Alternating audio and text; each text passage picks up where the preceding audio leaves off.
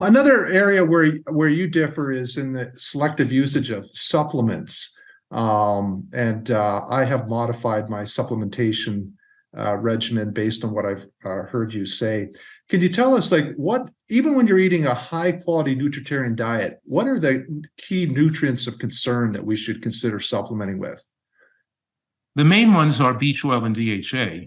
Mm-hmm. And the third most of concern is zinc. Mm-hmm.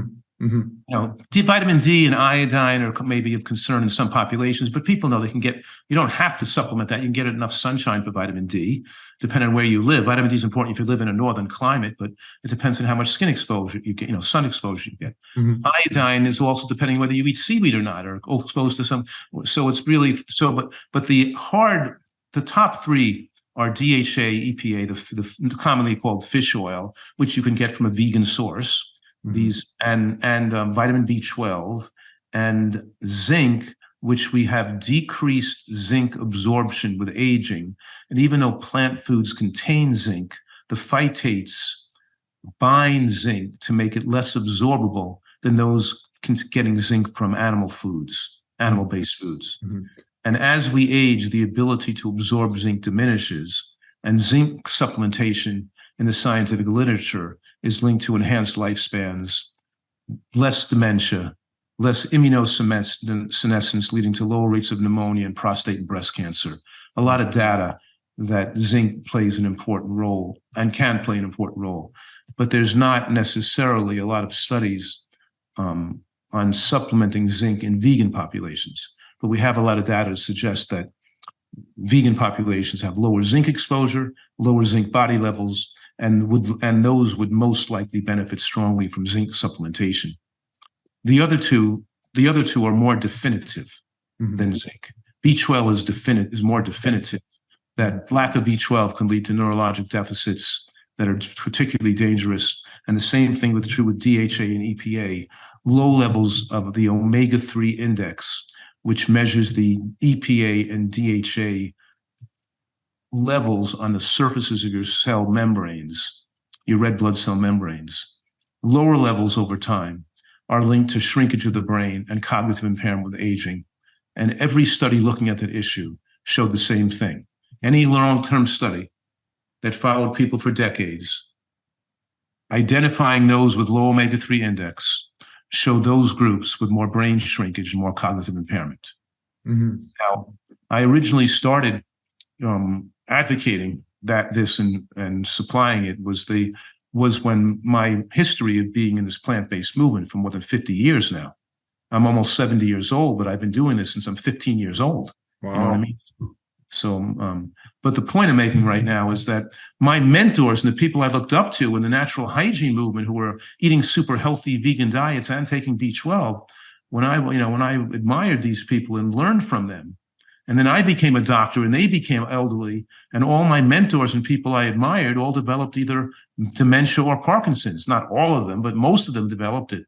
Like Dr. Shelton died of Parkinson's, and Dr. Sidwa died of Parkinson's. These people and Dr. Vetrano, Dr. Shelton's assistant, had dementia in her later years. And all these people who are her, and then my patients, as caring for the vegan community back then, seeing people from the American Vegan Society and American Natural Hygiene Society, so many of them developed neurologic deficits. They didn't get cancer and heart disease. And when I measured them as a doctor now, I'm the doctor, and now they're my patients, and they're the elderly person who used to be the doctors.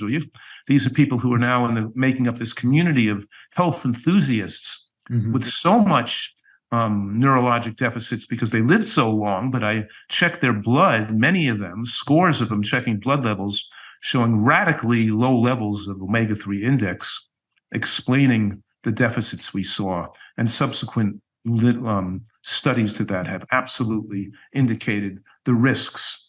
It seems that people get into their dietary philosophies in such a religious nature that they don't, it's like being a Trump supporter. They don't let the facts influence their prior decisions, and they become fanatically and can't weigh evidence. And I think that, like here too, there's an overwhelming amount of evidence that if the omega-3 index is too low, you're placing yourself at health risks. Mm-hmm. So I think that there's, just like with B12, I think the data is overwhelming and conclusive and some people may differ. They talk about theory. They say, oh, vegans don't have more depression and don't have more dementia than non-vegans, which is irrelevant, because non-vegans have dementia because they're eating so unhealthily, because they're not eating antioxidants and phytochemicals, not all for DHA deficiency, but vegans eating so healthily, it's the DHA causing the dementia that occurs. There shouldn't be any dementia in vegan populations, not just because they have less dementia or the same amount as standard American diet eaters. Irrelevant. They give a whole host of irrelevant arguments, like, oh, the level in your blood isn't the level in your brain, or the blah, blah, or your body gets enough. We can see we don't have more. But you're right. We don't need to supplement if we're going to live a normal lifespan compared to the average American, because most people won't get dementia and won't get problems with DHA being marginally low if we're going to be dead by the age of 80 years old. But if you're going to eat so healthy, live to be 90 or 100 years old, and I say the average lifespan of humans should be between 97 and 107 years old. And if we're going to push the envelope of human longevity, then we have to live in a manner to prevent aging of the brain and the natural decline in brain size and brain cognition as we age, by using EPA DHA at a middle in our younger ages and maintain it through our later years.